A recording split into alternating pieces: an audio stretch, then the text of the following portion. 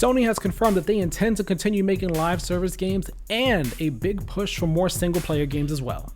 Let's talk about it.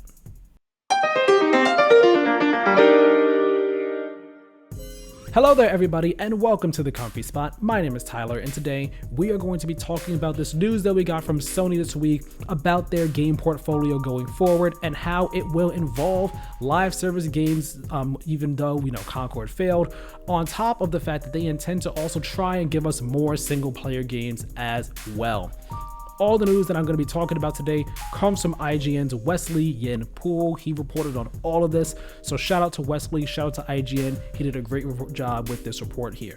This week, Sony had an investor call. They held an investor call on which they confirmed, yet again, that they intend to continue making live service games alongside their single player games, even after Concord failed earlier this year. Sony's president, COO, and CFO, Hiroki Totoki, he attributed Concord's failure to a number of different factors, including not doing user testing or internal evaluations that could have highlighted potential issues with the game earlier than they actually ended up doing them. He also blamed the failure on Sony's quote-unquote siloed organization, as well as a poor release window, considering that, the game came out shortly after Black Myth Wukong, which, definitely did cannibalize sales for Concord quite a bit, even if people weren't too excited for Concord, even without Black Myth Wukong coming out shortly before it. Now, going past this though, because this plays into, what I'm talking about here in regards to Sony's live service future, their plans that they have, Sony's vice president for finance and IR, Sarehiko Hayakawa, he spoke about the lessons that Sony's going to be learning from their live service failures with Concord and their successes earlier this year with Helldivers 2, as well as their plans for the future. Mr. Hayakawa says, quote, "We intend to share the lessons learned from our successes and failures across our studios, including in the areas of title development management, as well as the process of continually adding expanded content and scaling the service after its release so as to strengthen our development management system. We intend to build on an optimum title portfolio during the current mid-range plan period that combines single-player games, which are our strengths and which have a higher predictability of becoming hits due to our proven IP, with live service games that pursue upside while taking on a certain amount of risk upon release." End quote. Now that might all sound like a lot of word salad, I understand that, but there are some key points that I want to take away from this. Number one, yet again, like I said, Sony is acknowledging they see where they failed with Concord and they see what worked with Helldivers 2, and they're saying that they're going to try and take each of those lessons that they can from both of those things and apply them to the future live service games, be that Marathon, Fair Games, the Horizon game, whatever else it is that they're working on. They say they're going to apply it to those things. And I've been on record saying before that, after Concord failed, I wouldn't be surprised. I imagine Sony's probably pumping the brakes on anything that is not the currently in development live service games. And, I still kind of stand by that, even if what Sony is saying here seems to imply that they intend to continue even past the ones that are currently in development. They seem to really be sticking to their guns on live service and really want to apply these lessons to make even more future live service games past these in development ones actually work and actually be successes. Whether or not that happens is a different story. Again, they are saying that they want to have this big portfolio, this optimum title portfolio that combines the live service with the single player games. So we'll see how it works out for them. But going on to the single player part of this conversation here, Hayakawa also said that although Sony does not have any major single player games planned for release before the end of this current fiscal year that's ending in March 2025, they do plan to, quote, "continue releasing major single player game titles every year from next fiscal year onwards," end quote.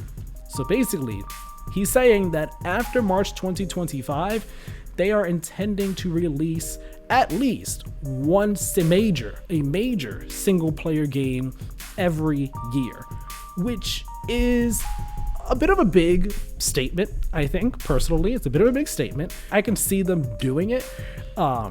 It just seems right now, I guess when you say it seems like a big big statement, because we really don't know about what the future of Sony's single player games are right now. We know practically nothing outside of Marvel's Wolverine at this current point in time. But Oh, that and Ghost of Yotei. Can't not forget Ghost of Yotei. So it's like, okay, that's exciting, that's interesting. And then when you also think about the fact that, hey, they actually have a lot of studios. Like I said, there's a lot that we don't know about, but we know a lot of these teams are working on stuff. We just haven't seen them. What's Naughty Dog working on? What's Sony Santa Monica working on? What is Blue Point working on? What about Housemarque? What are they working on? There's Media Molecule. What are they doing? What's Bin Studio cooking up over there? Like that's 6 studios I just named right there that we know nothing about.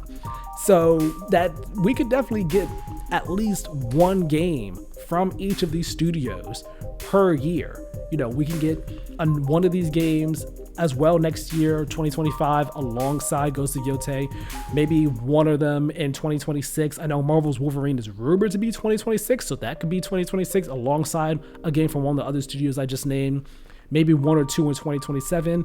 And that's not even to mention also any games that they are publishing under PlayStation Studios that aren't specifically from their first party teams. We know Death Stranding 2 is next year from PlayStation Studios. They don't own Kojima Productions though. So it is interesting, when you really sit down and think about it. On paper, when you just say it out loud, it's like, whoa, that's crazy, that's a lot. But when you sit down and think about the statement and just put the pieces together, it starts to fall into place and make a lot of sense. And you start to see the picture, you start to see the vision of how it can all work. So if they're able to do that, if they're able to continue putting out at least one major single player game from their studios each year alongside, let's say, one live service game, and hopefully the live service game actually hits and is good, then I can see Sony's portfolio actually being pretty solid. I can see it being pretty damn good.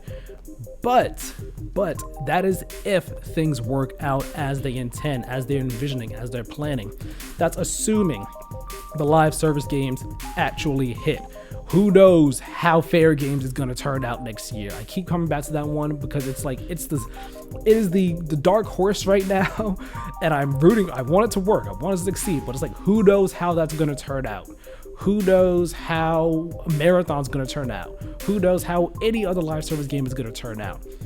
There's so much at stake with the live service games that can honestly just throw all their plans out of whack and toss them in the garbage can. So right now, Sony is saying that, hey, we are sticking with live service. We're sticking with single player games too. Neither one is going away, and we're in this for the long haul, and we want to have a great portfolio that supports both of them, that is thriving with both of them. We'll see how that works though. We'll see how it works, and hopefully we are able to actually get this, the steady stream of major single player games from them each year. And going along with that, please, can we get some clarity on what games are going to be getting from your studios sometime soon? Please, Sony, please and thank you. Anyway, that's enough from me right now. Let me know your thoughts down in the comment section below. Are you excited about a live service future, or more of a commitment to live service from Sony? Or would you rather they just drop it all and just leave it be and not continue with it at all? What do you think about their plans for continuing to drop at least one major single player game every year after March 2025? Let me know your thoughts on that, and let me know what games you think are there going to be and when you think they might be coming. Let's talk about it in the comment section below. Leave a like on this video if you enjoyed, subscribe to the channel if you have not already, and hit the notification bell. That way you know as soon as new videos go live. My name is Tyler, this is The Comfy Spot, and we'll talk next time. Have a good one.